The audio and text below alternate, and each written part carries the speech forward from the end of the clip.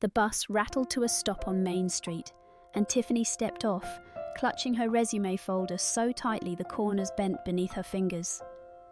Her blazer had been pressed 3 times that morning with an iron that barely worked, and her shoes, clean but worn thin, clicked softly against the pavement. She paused for a moment, staring up at the tower of glass and steel rising above her. This was her chance, maybe her last one. She thought of her daughter's little voice that morning at the kitchen table. "Good luck, Mummy. Bring me back some good news." That was the promise Tiffany carried in her chest as she walked toward the wide revolving doors. Inside the lobby, people in tailored suits swiped badges and flowed through without a second glance. Tiffany held out her interview email to the security guard, forcing a nervous smile. "I'm here for the manager interview," she said. The guard didn't look at the paper right away. His eyes scanned her from head to toe, the scuffed shoes, the fraying strap of her bag, the nervous way she held herself. Then he raised a brow. "This entrance is for employees. Deliveries go around back." The words struck harder than a shove. Heat rose to Tiffany's face as a man in line behind her sighed loudly, shifting his briefcase. For a moment she wanted to turn around and walk away, but she couldn't, not after all the nights spent studying, not with her daughter waiting at home. She lifted her chin, steadied her voice. "I have an interview," she said again, this time firmer, and pushed the email closer for him to see. After a beat too long, the guard scanned the paper and finally stepped aside. Tiffany walked through, her cheeks burning. Each step across the marble floor echoed louder than the last, as if the building itself was reminding her she didn't belong. Still, she kept going. The elevator lobby was crowded with people waiting to go upstairs. Tiffany adjusted her blazer, willing her hands not to shake. If she could just make it through the interview, maybe things would change. A group of interns leaned against the wall nearby, their laughter bouncing off the marble. One of them held up a phone, screen tilted just enough for Tiffany to see. Her stomach dropped. On it was a blurry photo of her at the security desk downstairs, captioned with a single word, "Lost." The boys snickered, nudging each other, eyes flicking openly in her direction. Tiffany felt her face burn again. She turned away quickly, fixing her eyes on the elevator doors. But the sound of their laughter clung to her like smoke. Beside her, another applicant in a sleek grey suit glanced at the phone, then at Tiffany. For a moment, his expression softened, almost apologetic. He shifted as if he wanted to say something, but instead slipped his earbuds in and looked away. The silent choice stung more than if he had laughed outright. The elevator dinged open. Tiffany stepped inside with the others, pressing herself into the corner. In the mirrored walls, she caught sight of herself, blazer a shade too big, eyes heavy with exhaustion, and repeated under her breath, "You belong here, just hold it together." The doors closed, sealing her in with their silence, and she rode upward toward whatever waited next. The glass door to human resources clicked shut behind her. Tiffany stood at the edge of a spotless office, the faint smell of fresh coffee hanging in the air. Behind a wide desk sat a woman in a fitted blazer, her smile polite but thin, as if it had been practiced in front of a mirror. "Resume?" the woman asked, her hand already outstretched. Tiffany passed it across, her palms damp. She had rehearsed this moment 100 times, whispering answers to herself while folding laundry or cooking dinner. She steadied her voice, speaking about her years in customer service, the night classes she had taken, the way she balanced raising a child with chasing every opportunity she could find. But halfway through, the recruiter leaned back in her chair, uninterested. "I see," she said, flipping the resume closed. Then, without lowering her voice, she glanced past Tiffany to the hallway, where another candidate had just arrived. "You must be from Princeton, correct? Welcome. We're so glad you could make it." The contrast hit like a slap. The recruiter hadn't even bothered to hide it. Tiffany sat there frozen, her throat tight, while the other woman in her tailored suit received a warm laugh and a handshake. Tiffany started, then stopped. What was the point? Her words felt small in the sterile air. The recruiter turned back briefly. "We'll be in touch," she said, already reaching for the next folder. Tiffany gathered her things quietly, careful not to let the papers slip from her shaking hands. As she stepped out into the hall again, The laughter of the new candidate carried faintly from inside, bright and effortless. Her own footsteps, by comparison, sounded heavy, lonely, and far too loud. Tiffany stepped back into the hallway, clutching her resume folder like a shield. Her heart was still stinging from the recruiter's dismissive tone, but she told herself to just make it out of the building with dignity. The lobby stretched ahead, busy with interns carrying coffee trays and assistants rushing with clipboards. She kept her eyes down, moving quickly, almost free. Then a shoulder slammed hard into hers. The impact sent her folder flying open, papers scattering across the polished floor like fallen leaves. Gasps and muffled laughter followed. Jake, the same intern she had seen earlier, stood smirking above her. "Careful!" he said loudly enough for everyone nearby to hear. He crouched just a little, not to help, but to let the words drop with venom. Janitorials downstairs might be a better fit. Laughter rippled across the room. A phone lifted in the corner, someone recording, making sure her shame would last longer than this moment. Tiffany dropped to her knees, hands trembling as she gathered her papers. Her reflection wavered in the marble floor, blurred by tears she refused to let fall here, not in front of them. She stacked the crumpled pages, pressed them to her chest, and stood. Without a word, she walked toward the elevators. The crowd parted just enough for her to pass, but not one person offered to help. When the doors closed behind her, the sound of laughter still echoed in her ears. In the mirrored panel, her eyes were red, her shoulders shaking, but she whispered anyway, "Hold it together, just hold it together." Tiffany sat in her old sedan at the far end of the parking lot, the engine off, the silence pressing down on her. The resume folder lay open on the passenger seat, its pages bent and dirty from the lobby floor.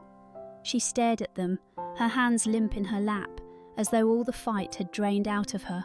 Outside, she watched young professionals stride across the lot, their polished shoes clicking against the pavement, their ID badges swinging from shiny lanyards. They belonged here, she never had. Her throat tightened, and before she could stop it, the tears came, hot, relentless.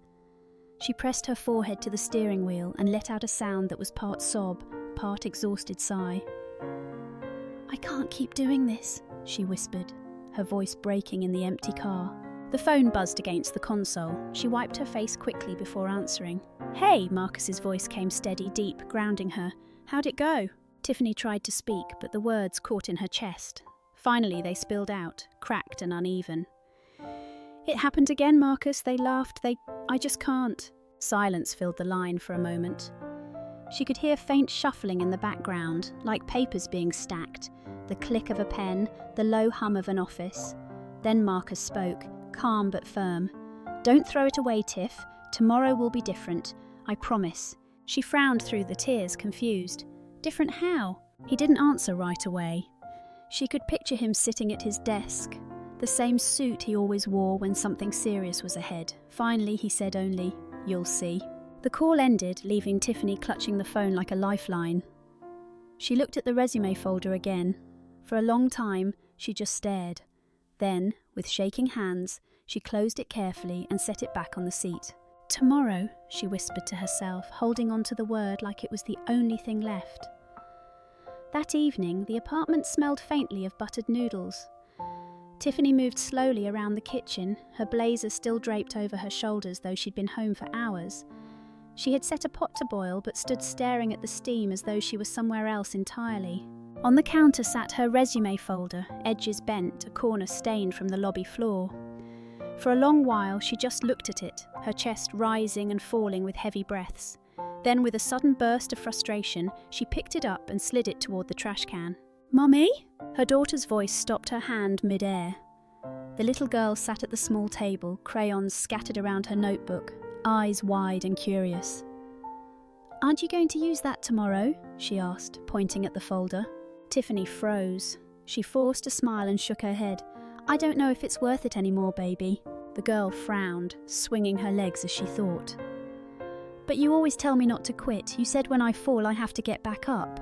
The words hit harder than any insult she had heard all day. Tiffany's throat tightened. She set the folder back on the counter, smoothing the cover with her palm as though it were fragile. She carried 2 plates of spaghetti to the table, setting one in front of her daughter. The little girl grinned, twirling noodles with her fork. "See, Mommy, you're smart. You always fix things. That's what smart people do." Tiffany blinked back tears, pulling her daughter close and kissing the top of her head. For the first time that day, she let herself breathe fully. "You're right," she whispered. "We don't give up. Not now, not ever." Her daughter giggled against her shoulder, and Tiffany laughed too, soft and shaky, but real. The next morning, Tiffany returned to the building with her resume folder pressed flat against her chest. She had re-ironed her skirt until the fabric nearly shone, polished her shoes with a damp rag, and whispered to her daughter at the bus stop, "One last try." The waiting area outside the interview suites buzzed with quiet energy. A dozen candidates filled the chairs, phones glowing in their hands, soft conversations passing between them. Tiffany slid into a seat at the far end, heart pounding but steady. A woman from Human Resources entered with a clipboard and a sharp click of heels. She scanned the room before beginning her speech. "Thank you all for coming today. We're looking for applicants who not only have the right skills, but who reflect the culture and image of this company." Her eyes lingered on Tiffany just long enough to make the point. Then with a tight smile she added, "Some people don't always align with that standard, and in those cases it's best not to waste anyone's time." The silence was suffocating. Tiffany felt dozens of eyes flick toward her, some filled with pity, others hiding smirks. She gripped her folder tighter, pressing it against her ribs like armour. Jake leaned against the wall, coffee in hand, a crooked grin spreading across his face. "Guess that narrows it down," he muttered, just loud enough for a few around him to hear. A couple of muffled chuckles followed. Tiffany's cheeks burned, her throat thick. For a split second she wanted to stand, to shout, to demand respect, but the weight of the room pressed her back into her chair. The HR manager moved briskly onto the next part of the schedule as if nothing had happened, as if Tiffany were invisible.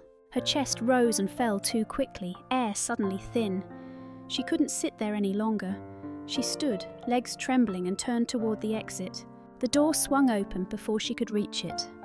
Footsteps clicked against the marble, slow and deliberate. The room went quiet as a tall figure in a dark suit stepped inside. The voices in the waiting area died the moment the glass doors opened. A tall man in a charcoal suit stepped inside, his stride measured, his expression calm but unreadable. The light caught on the gold band around his finger as he adjusted the cuff of his sleeve.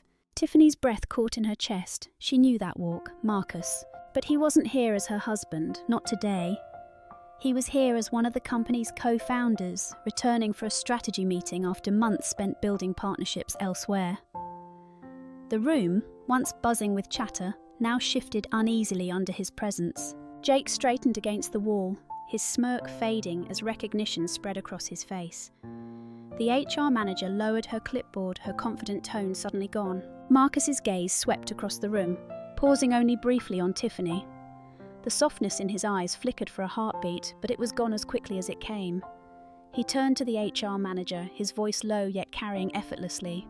"Have security bring me the footage from this morning and yesterday," he said. "Then gather the board. I want everyone present." A murmur rippled through the candidates. Tiffany stood frozen. Her folder clutched so tightly her knuckles whitened. She hadn't expected this, not here, not like this. The sting of humiliation still burned in her chest, but beneath it, something else stirred. Hope. For the first time in days, she felt the weight of silence begin to lift. Not because she had shouted, but because someone had finally decided to listen. The boardroom was colder than Tiffany expected. A long, polished table stretched across the room, lined with executives, department heads, and a pair of lawyers who spoke only in hushed tones. She sat near the end, her hands folded tight in her lap, the company jacket someone had draped over her shoulders still warm from the kindness. At the head of the table, Marcus rested his palms flat against the wood. His voice was calm, but it filled every corner of the room.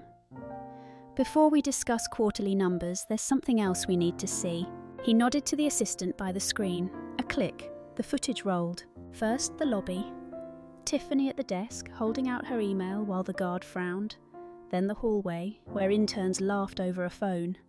Finally, the lobby again, Jake slamming her shoulder, papers scattering, his mocking words ringing clear. Janitorial's downstairs. No one spoke. The laughter from the video felt even uglier in the silence of the boardroom. Jake's face went pale. The HR manager gripped her clipboard so tight her knuckles whitened. Marcus let the silence stretch, then he asked quietly, "Tell me, does this look like the culture we claim to have?" No answer, only shifting chairs and lowered eyes. Tiffany felt her throat tighten. For a moment, she thought of staying quiet, of letting Marcus handle everything. But the weight of her daughter's words from the night before pressed into her chest. "You said not to quit." She cleared her throat, her voice shaky but steadying as it went. "I didn't come here for sympathy.